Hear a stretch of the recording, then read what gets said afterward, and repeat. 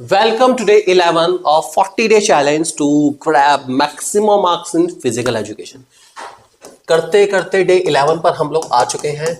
आप सबके साथ के साथ हम आगे बढ़ते जा रहे हैं और आपका साथ ऐसे ही बना रहेगा, मुझे पूरा विश्वास है। चैप्टर हमारा चल रहा है physical education and sports for CWSN। बहुत बढ़िया चैप्टर है। 8 नंबर का इस चैप्टर से आपको पेपर मिलने वाला है। तैयारी जोरदार कर लो और ऐप को कर लो जल्दी से डाउनलोड, क्योंकि अमेजिंग कंटेंट बच्चों आपको मिलेगा सिर्फ ऐप पर, और हमारे ऐप पर बहुत अमेजिंग कंटेंट है। जल्दी जाओ, जल्दी पाओ, जल्दी जाओ, जल्दी पाओ, जल्दी जाओ, जल्दी पाओ। ओके, सबसे पहले 1-to-1 क्लासेस प्ले स्टोर से बहुत इजीली मिल जाएगा। अगर आप आईफोन यूजर है थोड़ा सा कष्ट करना पड़ेगा। माई इंस्टीट्यूट ऐप डाउनलोड कर लो और हमारा ORG कोड RVYWA के थ्रू आप इसको लॉगिन कर सकते हैं। ठीक है, फिलहाल चैप्टर हमारा ये सिलेबस। पिछली वीडियो में मैंने आपको फर्स्ट टॉपिक समझा दिया ऑलरेडी और मुझे पूरा विश्वास है आपको बहुत अच्छे समझ आ गया होगा। अच्छा टॉपिक है। ठीक है, आज की इस वीडियो में हम लोग बात करने वाले 2 टॉपिक के बारे में, काफी इंपॉर्टेंट है। Advantages of physical activities for children with special needs और strategies to make physical activities accessible for CWSN।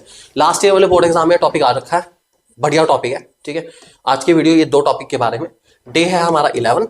ठीक है, और बहुत अच्छे से याद करना। एक्टिविटीज बहुत सारी हैं तो आप कोई सी 3-4 याद कर सकते हैं, और स्ट्रेटजीज जो हमारी है वो एटलीस्ट कम से कम 2-3 मिनिमम 3 तो आप याद करके जाना। बहुत अच्छे टॉपिक है दोनों के दोनों। ये वाले हमारे ये दोनों आपको बहुत बहुत बहुत अच्छे से करके जाने हैं, क्योंकि दोनों टॉपिक काफी इंपॉर्टेंट है। तो और अगर आपको फिजिकल एजुकेशन के नोट्स की नीड है तो आप हमारी ऐप पर जाके हमारे फिजिकल एजुकेशन नोट्स का कोर्स लेना चाहे ले सकते हैं। आपको वहां पर बहुत अमेजिंग नोट्स बहुत बहुत बहुत कम रेट पर मिल रहे हैं। अपना जाओ, नोट्स जल्दी से ले लो और उसके बाद उसको याद करना शुरू करो। जितने का आपका ऑन एन एवरेज एक बर्गर नहीं आने वाला यार, ढंग का चीज वाला, उससे कम में आपको हमारे कोर्स मिल रहे हैं यार। और क्या चाहिए तो बताओ, और क्या लोगे? बच्चे की जान लोगे क्या? जल्दी जाओ, जल्दी पाओ फटाफट। आप लोगों के लिए हमारी ऐप पर अमेजिंग कंटेंट अवेलेबल है। Go for it right now. Next है हमारा advantages of physical activities for children with special needs. Okay, अगर मैं किसी चिल्ड्रन विद स्पेशल नीड्स को पार्टिसिपेट कराता हूं स्पोर्ट्स में, पार्टिसिपेट कराता हूं अलग अलग गेम्स के अंदर, तो उसको क्या फायदा होगा? पिछली बार के पेपर में 3 नंबर के अंदर ये क्वेश्चन आया हुआ था। कोई से 3 आपको लिखने थे, 3 नंबर में क्वेश्चन आया हुआ है पिछली बार ही। ठीक है, इस बात को ध्यान रख के चलना इंपॉर्टेंट है बहुत ज्यादा। पहला पॉइंट है, it decreases the self stimulating behaviour of the student which is common in differentially able children. मतलब जो इंसान अपने आप में सीमित रहना चाहता है ना, इस बिहेवियर को कम करता है, उसके स्ट्रेस लेवल को कम करता है, क्योंकि वो अकेला है तो अपने दिमाग में पता नहीं वो क्या क्या दुनिया बुन रहा है, अपने दिमाग में पता नहीं क्या क्या सोच रहा है। जब सब लोगों के साथ खेलेगा, कूदेगा, एंजॉय भी करेगा बच्चा, तो सबसे अच्छी बात है कि उसका जो सेल्फ स्टिमुलेशन बिहेवियर है, अकेलापन है, वो अपने आप दूर हो जाएगा, जो कि बहुत अच्छी बात है, करना भी चाहिए। दूसरा, physical activities self esteem, confidence को प्रमोट करती है और हैप्पीनेस को लेकर आती है। जब आप खेलते हैं, ऑब्वियसली बात आपने देखा है ना कि एक बच्चे देखिए बड़े हो गए तो वो वीडियो गेम में आ गए, लेकिन जो फिजिकल एक्टिविटीज करते हैं बच्चे, गेम खेलते हैं, क्रिकेट खेलते हैं, फुटबॉल खेलते हैं, उन्हें स्कूल से आने के बाद और कुछ चीज़ से मतलब नहीं है, बस खाना खाया और लग गए बस गेम खेलने में। वो गेम खेलना उनके लिए एक हैप्पीनेस लेकर आता है, वो बहुत खुश है उस गेम को खेल के, उन्हें मज़ा भी आता है जिंदगी जीने में। जिंदगी कुछ और है जिसमें हमारे पास ये टेंशन नहीं है कि अरे बस कर लेंगे, जो होगा देखा जाएगा, enjoy the present moment. Third, physical activities improve the physical strength, coordination and flexibility. इन सब चीजों को भी इंप्रूव करता है, जो कि बहुत अच्छी बात है। ये इंप्रूवमेंट लाता है बिहेवियर के अंदर, एकेडमिक्स के अंदर और सेल्फ कॉन्फिडेंस के अंदर।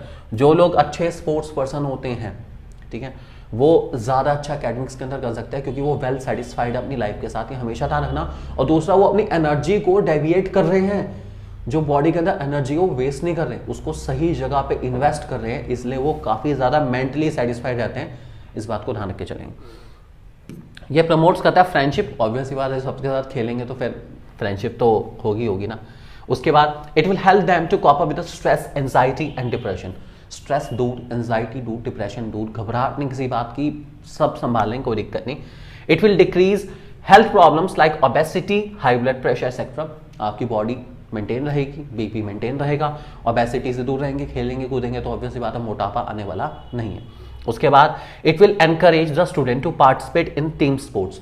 जब सबके साथ खेलेंगे तो टीम स्पोर्ट्स ऑब्वियसली बात है बेटर हो जाएगा।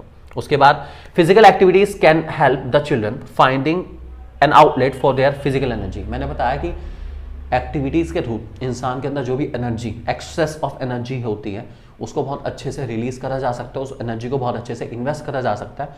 वो एनर्जी बॉडी के अंदर बढ़ेगी तो बहुत प्रॉब्लम भी आएगी।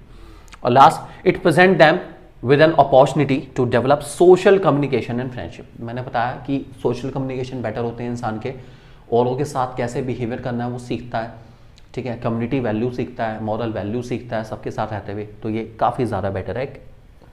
क्या क्या स्ट्रैटेजी मुझे एक्सेस करनी है, क्या क्या स्ट्रैटेजीज मैं बनाऊं कि बच्चे जो हैं, जो चिल्ड्रन विद स्पेशल नीड्स है, वो फिजिकल एक्टिविटीज ज़्यादा से ज़्यादा कर पाएं। ऐसा मैं क्या करूं कि जो ये हमारे बच्चे हैं ये फिजिकल एक्टिविटीज़ में ज़्यादा से ज़्यादा कर पाएं। तो सबसे पहला पॉइंट है activities according to the individual abilities. जितनी भी एक्टिविटीज़, फिजिकल एक्टिविटी हमें डिज़ाइन करनी है वो इंडिविजुअल एबिलिटी के अकॉर्डिंग डिज़ाइन करनी है। मतलब जितने भी स्पोर्ट्स इक्विपमेंट है, जितने भी स्पोर्ट्स है, वो फिजिकल चैलेंज पीपल के हिसाब से डिज़ाइन करे जाते हैं। उनके लिए डिज़ाइन अलग से करना पड़ता है, रूल्स रेगुलेशन उनके हिसाब से करना पड़ता है, उनके इंटरेस्ट के हिसाब से करना पड़ता है, ताकि वो इजीली उस स्पोर्ट्स में पार्टिसिपेट कर पाएँ।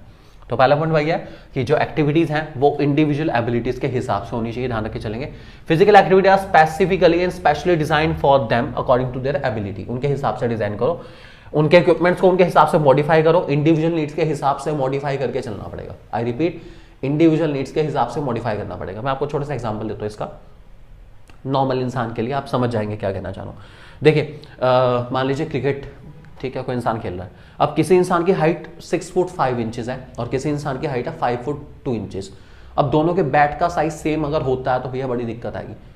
अब जो 5 फुट 2 इंच वाला है वो नॉर्मल बैट यूज़ करे चल जाएगा, लेकिन जो 6 फुट 5 इंच वाला इंसान है उसके लिए बैट उतना छोटा है, तो वो जैसे हमारे पास होता है ना कपड़े धोने वाली थपकी होती है उससे, तो उसके लिए तो वही रह जाएगा यार, थोड़ा बैट बड़ा तो हो उसके हिसाब से, ताकि वो अच्छे से शॉट मार पाए। तो जितने भी इक्विपमेंट है इंसान के हिसाब से, एबिलिटी के हिसाब से उसको मॉडिफाई करना पड़ता है, बहुत ज़रूरी है, ध्यान रख के चलेंगे। उसके बाद simple and easy rules regulation भाई सिंपल रखना, बहुत ज़्यादा टफ स्ट्रिक्ट नहीं रखना, थोड़ा मार्जिन रखना, क्योंकि आप स्पेशल पीपल के लिए कर रहे हैं गेम्स, तो थोड़ा सा मार्जिन रख के चलो रूल्स रेगुलेशन में, कोई डाउट नहीं। उसके बाद उनको मोटिवेट करो, फ्रीली पार्टिसिपेट करने के लिए आप करो पार्टिसिपेट, कोई बात नहीं, होगा आपसे होगा, आप कर सकते हो, आप अच्छा करोगे, मोटिवेट करना पड़ेगा, कहते हैं ना अलग जगानी पड़ेगी उनके अंदर कि आप कर सकते हैं, आपके पास पोटेंशियल है, कैपेबिलिटी है, ट्राई तो करो, ट्राई करोगे तो होगा, आपसे ही होगा, ठीक है। उसके बाद well structure and trained properly. सबसे पहले कोई भी गेम कराने से पहले उनको आप अच्छे से बता दीजिए प्रॉपर स्ट्रक्चर के बारे में, उनको अच्छे से ट्रेनिंग दे दीजिए ताकि वो इजीली पार्टिसिपेट कर पाए, ठीक है। और सुटेबल एनवायरनमेंट क्रिएट करिए, कि ऐसा एनवायरनमेंट क्रिएट करिए जहां पर बहुत ज़्यादा आवाज़ ना हो, एक सेफ जगह हो, क्लीन जगह हो, हाइजीनिक एनवायरनमेंट हो, डेंजरस नॉइज और पॉल्यूशन से दूर होना चाहिए, ताकि वो कामली स्पोर्ट्स में पार्टिसिपेट कर पाएँ। ये सब बहुत ज़रूरी है अच्छी स्पोर्ट्स एक्टिविटी के लिए। एक ऐसा प्लेस चाहिए जो काम है, कूल है, रिलैक्स है, ये बहुत अच्छी बात है।